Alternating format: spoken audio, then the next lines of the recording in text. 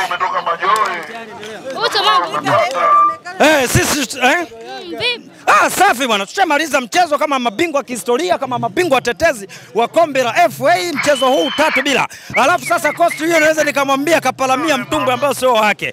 Hizi goals zitakuwa zile za tarehe 8 za watoto wa Mode. Mwisho wa siku mtoto wa Mudi kasanda. Mwisho wa siku toto lake, lakini najua Coast hiyo na watoto wa Mode. Mimi naona hawa wote ni dam. Yaani shamba la Bwanali mbuza Bwanali pipa na mfuniko. Sasa tuambie kwamba kusanda sio ndo tiba, bali kuja kumalizana ndo tiba. Sisi tunaelewana sijui. Yaani kukimbia sio tiba, bali kumalizana ndo tiba.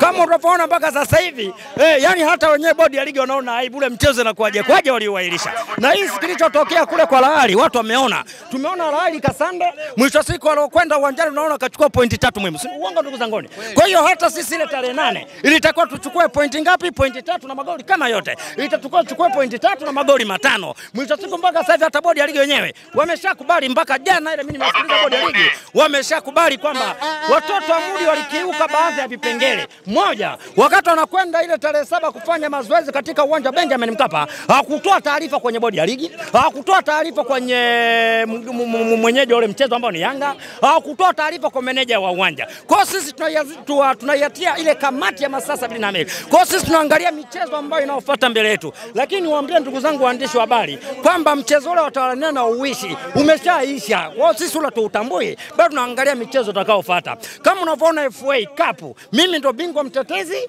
Mtoto wa Mudi jana kaja kucheza na timu ambayo inashiriki kwenye michuano ile ya wanasema timu ya serikali za mitaa. Kwa sababu timu hiyo ukiangalia hata kwenye ngazi ile ya timu ambazo zipo kwenye championship haimo. Kwa hiyo sasa nimemfuata mai wangu. Kama unavyoona hata kwenye ligi kuu, nimemfuata kule Bonjo. Ile tarehe 9 nimemfuata kule Bonjo. Mwisho siku ukakimbia. Kwa hiyo sasa nimemfuata kwenye hatua 16. Kama ingekuwa inawezekana, ningewaomba bodi ya ligi mtoto wa Mudi sikaingia kwenye hatua 16. Nilikuwa namuomba mtoto wa Mudi aenda kanipange naye kwenye hatua 16. Ila mimi najua kurukaruka kwa Malage ndio kuiva kwake. Najua nitakutana iwe robo finali ama finali. Kwa hiyo wanakuambia kwenye kichaka hiki wazungu wanakuambia no street not surrender, hakuna kusanda. Mimi najua mtoto wa Mudi nitakuja kukutana naye tu kwenye michuano ya FA, lakini kwenye ligi kuu tusitaki kukudanganyana. Si kwenye ligi kuu kule mechi ile imeshaisha. Kama inavyojulikana sheria ya mwaka 1938 bala 38 kifungo nywi inasema mwenyeji kafika uwanjani, mgeni ameshindwa kufika. Huyu alokufika uwanjani ambaye ni Dar es Salaam. Taarifa si ilitoka mchezo umeahirishwa?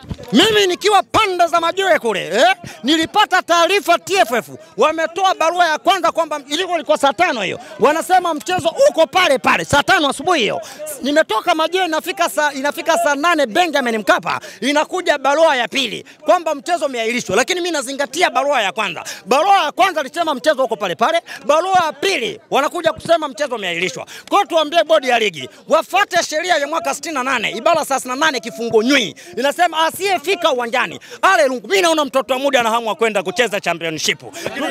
Lakini wanasema endapo ukitaka pointi 3 si lazima na marefali waweze kufika uwanjani. Refari alikuja jana, aliingia uwanjani, marefali wameingia uwanjani, watu wamekaa dakika 30, mwisho wa siku Zamalek wamechukua pointi 3.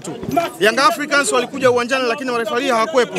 Pointi 3 inawezekana ukazipata vipi? Mimi nilipofika saa 8 nijaribu kuzoom kupitia hii kamera hapa, nijaribu kuzoom, Arajigi alifika uwanjani. Ila sema alizuiliwa mlangoni. Sisi tunaelewana sije. Sisi tunachokijua refari alifika, lakini kwenye picha alishindwa kufika. Yale ni mipango ambayo imepangwa. Mtoto wa Mudi anashindwa kujitetea.